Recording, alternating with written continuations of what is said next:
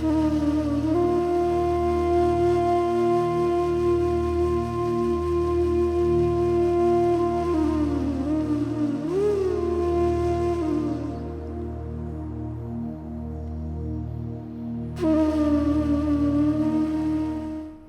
જૈન સંઘની અને રાજા કુમારપાલની વિનંતીથી ગુરુદેવ શ્રી હેમચંદ્ર સુરી પાટણમાં ચાતુર્માસ કરવા પધાર્યા હતા.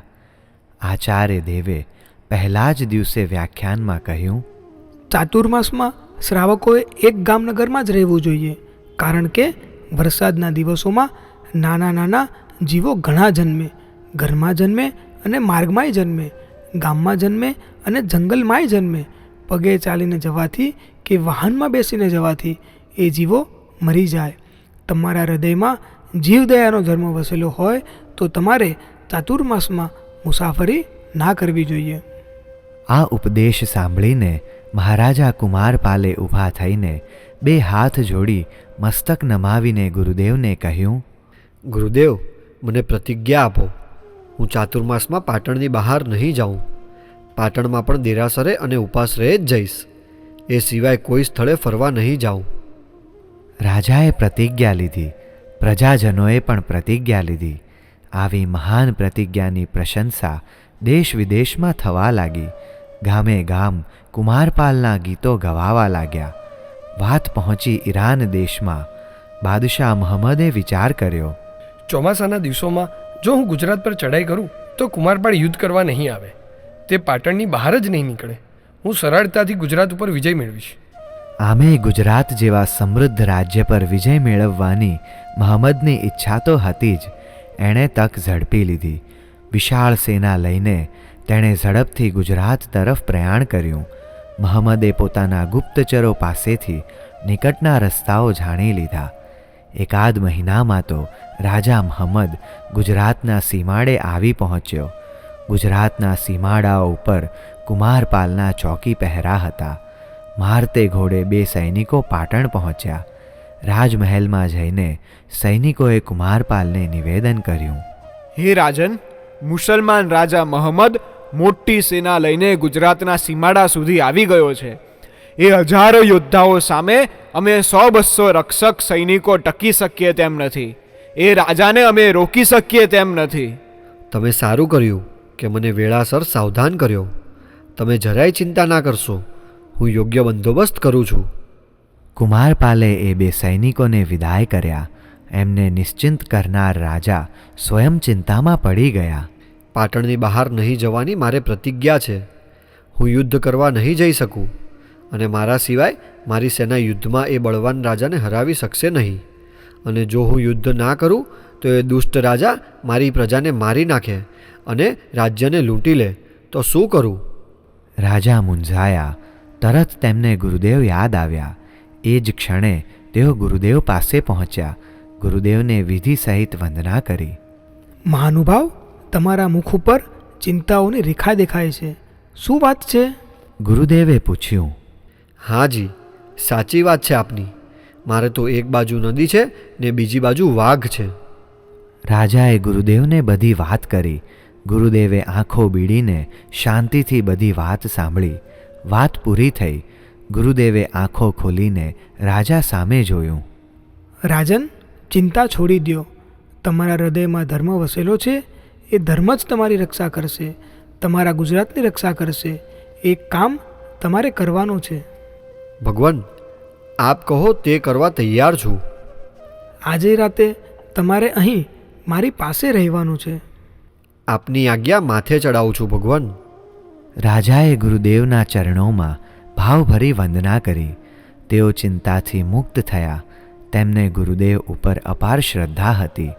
નિશ્ચિંત બનીને તેઓ મહેલે ગયા. પાટણના જે ઉપાશ્રયમાં આચાર્યદેવ રહેલા હતા તે ઉપાશ્રયની વચ્ચે મોટો ચોક હતો. ઉપર આકાશ અને નીચે ધરતી. નક્કી કર્યા મુજબ રાત્રિના સમયે કુમારપાલ ઉપાશ્રયમાં આવી ગયા હતા. ઉપાશ્રયના ચોકની પાસે જ ગુરુદેવની સામે તેઓ બેઠા હતા. ગુરુદેવ ઉત્તર દિશા તરફ બેઠા હતા. પદ્માસન લગાવીને તેઓ બેઠા હતા. ઊંડા ધ્યાનમાં નિમગ્ન થયા હતા. કુમારપાલની દ્રષ્ટિ ગુરુદેવ ઉપર જચી હતી અને આકાશ તરફ જતી હતી. અજવાળી રાત હતી. આકાશમાં એકેય વાદળું ન હતું.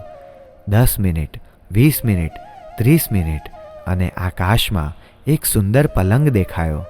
પલંગ ધીરે ધીરે ઉપાશ્રયની ઉપર આવ્યો. રાજા આશ્ચર્ય પામ્યા. એમની આંખો પહોળી થઈ ગઈ. પલંગ ધીરે ધીરે ઉપાશ્રયના ચોકમાં ઉતર્યો. રાજા ઊભા થઈ ગયા. ઇન્દ્રના પલંગ જેવો સુંદર એ પલંગ હતો. પલંગમાં એક સશક્ત પુરુષ સૂતેલો હતો. તેના ગળામાં રત્નોનો હાર હતો. ગુરુદેવનું ધ્યાન પૂર્ણ થયું. કુમારપાલે ગુરુદેવના ચરણ પકડી લીધા અને પૂછ્યું, ભગવાન, આ કોણ? ગુરુદેવના મુખ પર સ્મિત રેલાઈ ગયું. કુમાર, આ એ જ બાદશાહ મોહમ્મદ છે જે ગુજરાત પર ચડી આવ્યો છે, જેના કારણે તું ચિંતાતુર બનેલો છે. એની છાવણીમાં સૂતો હતો. ત્યાંથી પલંગ સાથે ઊંઘતો જ એને અહીં લઈ આવ્યો છું. કેવી રીતે ભગવાન? યોગ શક્તિથી. અદ્ભુત, અદ્ભુત. કુમારપાલ હર્ષથી નાચી ઉઠ્યા. ત્યાં તો બાદશાહ જાગી ગયો. આંખો ચોળીને ચારે બાજુ જોવા લાગ્યો. અરે, મારી છાવણી કાં ગઈ? મારી સેના કાં ગઈ? હું ક્યાં છું? અહીં હું કઈ રીતે આવ્યો? બાદશાહ બોલી ઉઠ્યો. તેણે આચાર્ય દેવને અને કુમારપાલને જોયા. તેણે પૂછ્યું, તમે કોણ છો? ગુરુદેવે કહ્યું, મોહમ્મદ, તું પાટણમાં છો અને તારી સામે જે આ પરાક્રમી પુરુષ ઊભો છે એ ગુજરાતનો લાડીલો રાજા કુમારપાલ છે. કુમારપાલનું નામ સાંભળતા જ મહમ્મદના મોઢા પર કરચલીઓ પડી ગઈ. તે પલંગ પરથી નીચે ઉતરી પડ્યો. 2 હાથ જોડી થરથર ધ્રુજતો તે કુમારપાલ સામે જોઈ રહ્યો. કુમારપાલ રોષથી ધમધમી ઉઠ્યા હતા. રે દુષ્ટ બાદશાહ, તું બદ ઇરાદાથી ગુજરાત ઉપર ચઢી આવ્યો, પરંતુ આ મારા સમર્થ ગુરુદેવે તારા બધા મનસૂબા ઉપર હિમ જેવું પાણી રેડી દીધું છે. તેઓ જ તને તેમના યોગબળથી અહીં ઉડાડીને લઈ આવ્યા છે. હવે ફરીથી તું ક્યારેય ગુજરાત સામે નજર ના કરે એવી તને હું સજા કરીશ. તું તારા ખુદાને યાદ કરી લે. મહમ્મદ પાસે એકેય શસ્ત્ર ન હતું. એકેય નોકર ન હતો. તે અસહાય હતો. તેણે કરુણામૂર્તિ ગુરુદેવને જોયા. એમના ચરણોમાં ઢળી પડ્યો. ગદગદ સ્વરે બોલ્યો, ગુરુદેવ, મારી મોટી ભૂલ થઈ ગઈ. મારી રક્ષા કરો. ગુરુદેવે કહ્યું, બાદશાહ, તે પહાડ જેવડી મોટી ભૂલ કરી છે. તું કુમારપાલની અગાધ શક્તિને જાણતો નથી. બાદશાહ બોલ્યો, હું કબૂલ કરું છું ગુરુદેવ, મેં મોટી ભૂલ કરી. જેના માથે આપના જેવા ખુદાના અવતારનો હાથ હોય એને મારા જેવો પામર મનુષ્ય કેવી રીતે જીતી શકે? કુમારપાલે કહ્યું, શું તે મારી પ્રચંડ સેનાના અપૂર્વ પરાક્રમો નહોતા સાંભળ્યા? મારી યુદ્ધ કુશળતાની વાતો નહોતી જાણી? જાણી હતી ગુર્જેશ્વર, પરંતુ તમે અહીં ચાતુર્માસમાં યુદ્ધ નહીં કરવાની પ્રતિજ્ઞા કરી છે એ જાણીને હું ચડી આવ્યો. વગર યુદ્ધે ગુજરાતનું વૈભવશાળી રાજ્ય મેળવી લેવાની લાલચથી અહીં આવી ગયો. મને ક્ષમા કરો રાજેશ્વર, અને મને પાછો મારી છાવણીમાં પહોંચાડી દો. મારા સૈનિકો મને અને મારા પલંગને નહીં જોવે તો ચિંતામાં પડી જશે. કુમારપાલે ત્રાડ પાડી, અરે દુષ્ટ, શું તને હું અહીંથી જીવતો જવા દઈશ? તારા જેવા દુર્જન ઉપર વિશ્વાસ ના કરાય. અપરાધીને સજા કરવી જ જોઈએ. હું તારો વધ કરીશ. કુમારપાલ બાદશાહ તરફ ધસી ગયા. ગુરુદેવ બોલ્યા, કુમારપાલ, બાદશાહે તારું શરણ લીધું છે. તારી સાથે એને દોસ્તી બાંધવી છે. એનો વધ ના કરાય. એને હું અભયદાન આપું છું. કુમારપાલે કહ્યું, ભગવાન, આ યવન રાજાઓ જરાય વિશ્વાસ કરવા લાયક નથી. વચન ભંગ કરવામાં કે વિશ્વાસ ભંગ કરવામાં તેઓ પાપ માનતા નથી. ઉપકારીના ઉપકારોને તેઓ ક્ષણવારમાં ભૂલી જાય છે. આવા દુષ્ટો ઉપર દયા કરવાનો કોઈ અર્થ નથી. ગુરુદેવ બોલ્યા, રાજન, આપણે બાદશાહનું હૃદય પરિવર્તન કરીશું. તમારે એની પાસેથી જે કબૂલાત લેવી હોય તે લઈ લ્યો. એ જરૂર એનું પાલન કરશે. કુમારપાલ ગુરુદેવની આજ્ઞાને માથે ચડાવે જ તેમણે મહમ્મદને કહ્યું, બાદશાહ, જો તું તારા દેશમાં વર્ષના 6 મહિના અહિંસા પળાવવાનું વચન આપે, આ ગુરુદેવ પાસે પ્રતિજ્ઞા લે, તો જ હું તને છોડીશ. મારું આ જ કાર્ય છે. હું ચાહું છું કે પૃથ્વી પર કોઈ જીવ હિંસા ના કરે. મહમ્મદ, જીવોની રક્ષા કરવી એ જ સાચો ધર્મ છે. જો તું મારી વાત માનીશ તો તારું અને તારા દેશની પ્રજાનું કલ્યાણ થશે. તારે જો તારા સ્થાને જવું હોય, મુક્તિ મેળવવી હોય તો મારી આ વાત માનવી પડશે, નહીંતર મારી જેલમાં તારે જિંદગી પૂરી કરવી પડશે. તારે જે ઈચ્છા હોય તે કહી દે. મહંમદ માટે બીજો કોઈ ઉપાય જ ન હતો. તેણે કુમારપાલની વાત સ્વીકારી. પોતાના કરતાં વધારે બળવાનની વાત માનવી જ પડે.